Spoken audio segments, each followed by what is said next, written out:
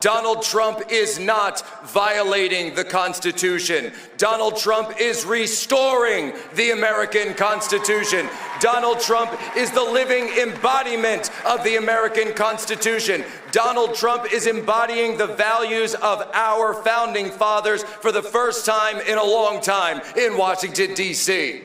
And the American people delivered their mandate to him and put it on his head. And as President Trump himself said just a few days ago, a man who saves his nation violates no law. That was a snippet from far-right influencer Jack Posobiec's speech at this year's CPAC, and he was reinforcing this idea that Donald Trump is above the law and can do whatever he wants. Now, if what he said right there wasn't explicit enough for you, well, he was even more clear at last year's CPAC. Welcome to the end of democracy. We're here to overthrow it completely. We didn't get all the way there on January 6th, but we will endeavor to get rid of it and replace it with this right here. We'll replace it with this right here. Amen. That's right, because all glory is not to government, all glory to God.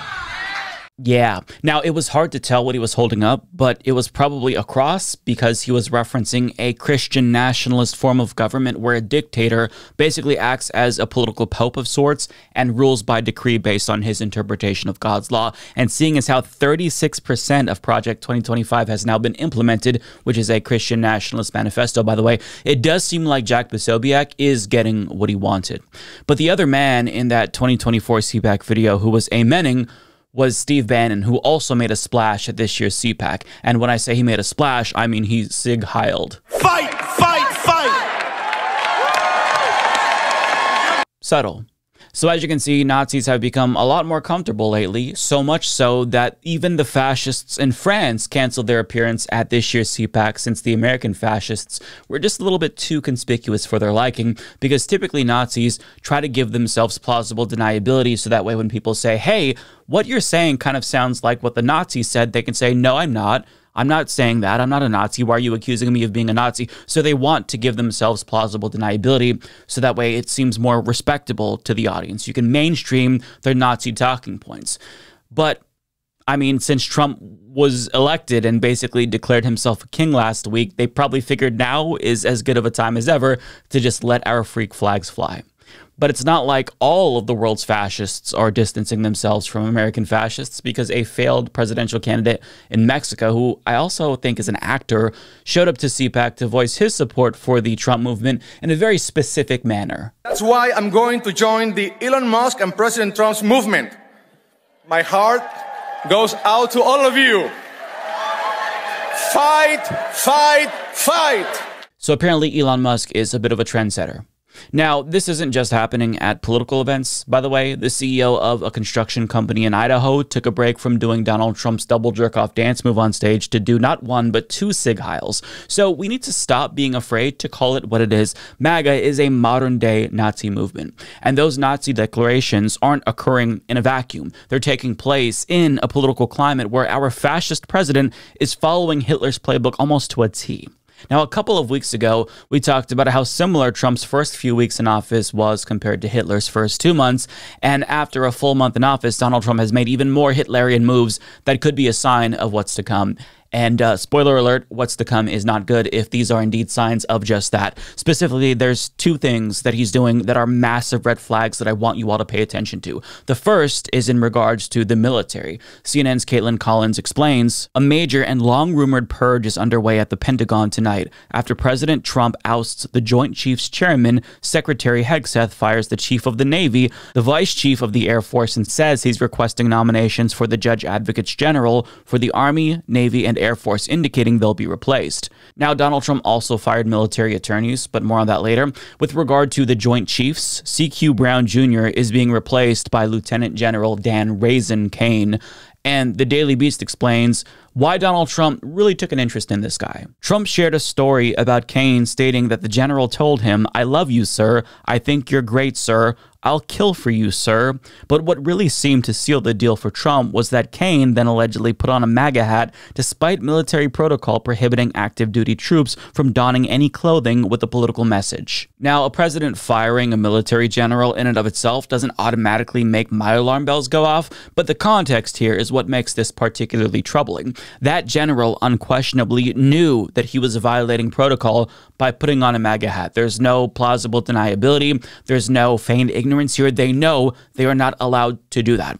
But in doing that, he was demonstrating his willingness to break protocol and violate laws for Donald Trump if Donald Trump asked him to do that. Now, to be clear, I don't think that him saying, "I'd kill for you, sir," was a figure of speech. I think that when he said that, he meant it literally. So this purge of the Pentagon and military generals isn't like other purges at government agencies like we've been seeing, even though those are also troubling for different reasons. We are witnessing Trump get his ducks in a row to make sure that the military is willing to comply with anything he wants before he takes things to the next level. The question is, why is he doing this and what is he planning to do?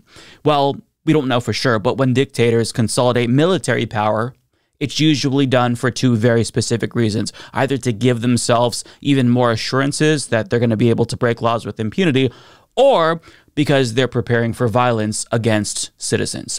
Now, on the campaign trail, Trump floated the idea of using the military on the enemy within to shut down protests. So this might be an indication of him wanting to do that. And he's not ignorant to the fact that protests are occurring around the country and they're starting to become more common. And he knows that if these protests continue to grow, it could challenge his power. So odds are they'll start with warnings to protesters and intimidation, and he'll start by calling on governors to institute curfews and crack down on civil unrest on their own. But if they refuse to comply or they don't do enough to shut down protests, this move that he just made is your warning sign that he's going to take things into his own hands. This is why he wants the military muscle on his side. See, because if C.Q. Brown Jr. was still in his position and Donald Trump gave him an illegal order to, say, fire on U.S. citizens during a protest, there's a chance that he would disobey it. In fact, I think that he probably would disobey that order. So in purging the military of anybody who might not be committed to Trump's fascist project, Trump is removing roadblocks that would otherwise stop him from abusing power.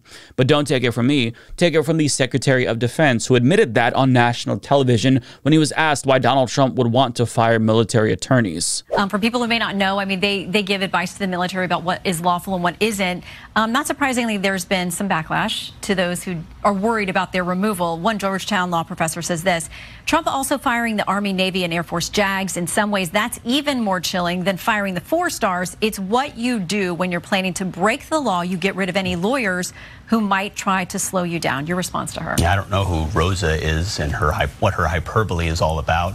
Ultimately, we want lawyers who give sound constitutional advice and don't exist to attempt to be roadblocks to anything that happens in their spots. I get the sense that he didn't mean to straight up admit that, but he did.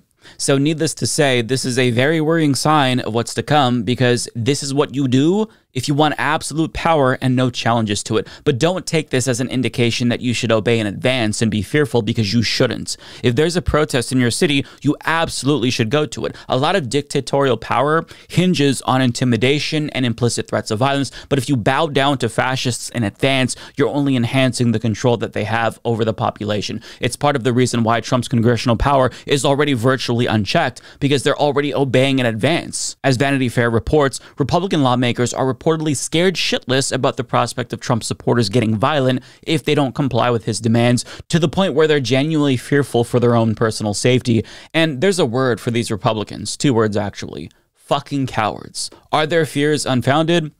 No, but that doesn't mean that they should fold on everything.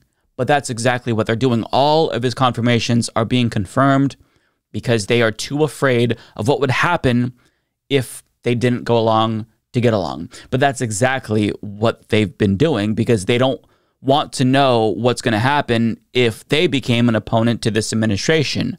And on that note, that brings us to the second thing that Donald Trump is doing that's a massive red flag. He is officially weaponizing government agencies to go after political opponents, which is the very thing he accused Joe Biden of doing. Now, one example is Democratic Congressman Robert Garcia, who got a letter from the Department of Justice for saying this on MSNBC. I want to hear why, but do you think that calling Elon Musk a dick is effective messaging for confronting what is a potentially irreversible transformation of the U.S. government?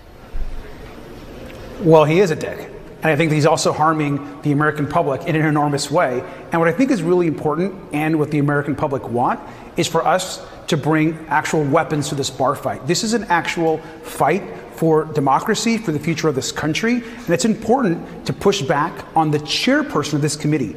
Now, because he used that metaphor on television and called Elon Musk a dick, he got a warning letter from Trump's Justice Department, which reads, "Your comments sound to some like a threat to Mr. Musk, an appointed representative of President Donald Trump, who you called a dick, and government staff who work for him. Their concerns have led to this inquiry. We take threats against public officials very seriously." Now, thankfully, as you can see, Garcia responded to this by saying that he's not going to be silenced, which is exactly how you handle this type of situation. But more and more, the administration is making sure that their critics know that there is going to be repercussions for anyone that speaks out, or if you refuse to comply with his unconstitutional demands, they're going to come after you too. And there's another example. So as Politico reports, the Department of Education launched a probe into the state of Maine just hours after their governor had a testy exchange with Donald Trump and wouldn't say whether or not she would comply with his discriminatory transports ban, and listen carefully to what he says during this exchange. The NCAA has complied immediately, by the way. That's good. But I understand Maine. Is Maine here, the governor of Maine? Well, are you not going to comply with it? I'm complying with state and federal Well, laws. we are the federal law.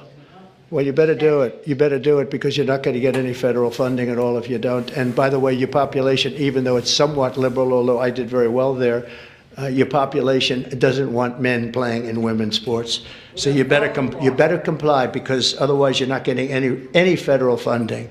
See you in court. Every state, good, I'll see you in court. I look forward to that. That should be a real easy one. And enjoy your life after governor, because I don't think you'll be in elected politics. Now, just putting aside the insanity of that exchange and the fact that there's less than 10 trans athletes at the K through 12 level across the country, which is far less than previous estimates, he said, well, we are the federal law. He caught himself before saying I am the federal law, but he said we are the federal law, meaning his administration. So basically, in other words, what he says goes.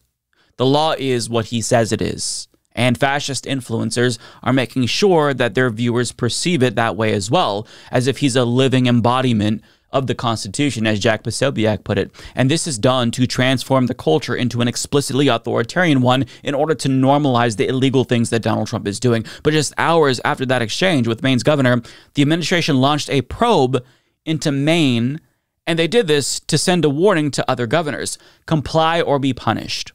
Now, this goes for other issues as well. If they don't comply with their Gestapo letting ICE in to terrorize immigrants, they'll be punished for that too. If they don't shut down protests, should they emerge, they'll regret that as well. So this is Trump signaling to everybody else in the country, get in line or get fucked. So over the weekend, we not only saw him strengthen his grip on the military, concerningly, but his administration took its very first steps to actually go after their political opponents. Now, I expect this to be a common thing since the newly confirmed FBI Director Kash Patel literally has a lengthy enemies list, which mostly includes Democrats from the Biden administration, along with anti-Trump Republicans who have condemned him. And that list doesn't even include members of the media that he also said he wanted to go after. But to make matters even worse, Dan Bongino was just named the Deputy FBI Director, who threatened violence against their political opponents last year in response to online celebrations of Donald Trump's guilty verdict. He wrote on Twitter, "The irony about this for the scumbag commie libs is that the cold civil war they're pushing for will end really badly for them. Libs are the biggest pussies I've ever seen, and they use others to do their dirty work. Their mamas are still doing their laundry for them as they celebrate tonight that their long-sought goal of the destruction of the republic had been reached. But they're not ready for what comes next. They never have been. It's all revolutionary cosplay with them. Not anymore. It's all real now. You assholes wanted it. Now you've got it. Good luck. Now, I believe that he has since deleted that tweet for obvious reasons. I say that because I couldn't find the original, just the screenshot on Reddit. So that is somebody who is in a position of power at the FBI. Now, before getting this position, he talked about how power was the only thing that mattered and literally laughed at the idea of checks and balances. Power. Power. You can see what I'm mouthing. Power. That is all that matters. No, it doesn't, Dan. We have a system of checks and balances. That's a good one. That's really funny. We do? Yeah. Now, to steelman him, he would probably say that that clip actually doesn't give the full context, and he was referring to how Democrats eroded checks and balances by weaponizing the government against Donald Trump, which is why the idea of checks and balances was so laughable to him, because Democrats did it first. But to that, I would say that's horseshit. It's bullshit, and he knows it. Biden's agencies acted independently, hence why his own Department of Justice investigated his own fucking son. In fact, you could argue that Biden's agencies were too soft on his political opponents because had Merrick Garland actually did his fucking job, Trump would be in a prison cell right now instead of the Oval Office. But this is what Republicans do. They falsely claim that Democrats did a bad thing to give themselves a justification in the future to do the bad thing themselves, because every accusation is projection to these people. But the silver lining here of all of this is that fascists are deeply incompetent and genuinely fucking stupid, and they're all power hungry to their own detriment. And I say that because there's already signs of a power struggle emerging within Trump's administration. For example, Elon Musk sent a letter to federal employees demanding that they explain 5 things that they accomplished over the last week, and a failure to respond to that would be taken as a sign of resignation. Kash Patel, however, told FBI staffers to just ignore Musk's email, and he said that the FBI conducts their own evaluations independent of Doge. Now, put aside the fact for a moment that it's so insane that federal workers have to respond to an unelected billionaire to keep their jobs, but like Elon Musk has not responded well to anybody who tried to challenge his supremacy within this administration, and whenever it's happened, Donald Trump sided with him over everybody else. The problem here is that he can't easily dispose of somebody like Patel because there is literally nobody else in the country who's as sycophantic as Patel who would do what Trump wants in the FBI. So the problem is you can't necessarily take an explicit stance against Patel here. You kind of have to just let them fight and stay out of it if you want things to remain peachy. But this is a sign that the cracks are already starting to emerge. And I feel like the infighting here was always inevitable because you're putting so many narcissists who are power hungry in one administration, and things are bound to unravel at some point. But I'm not naive enough to say that all of this infighting is enough to save the republic, because at the end of the day, the buck still stops with Trump, and the amount of power he's consolidated for himself in such a short amount of time is truly unprecedented. And the window of time between wondering when it's time to get out and not being able to leave is usually very small, if history is any indication. So what you can do now is resist, but also come up with an exit plan before it's too late, because things are going in one direction specifically, and we need to see the red flags so that way we're not caught off guard when things start to get a lot worse in this country.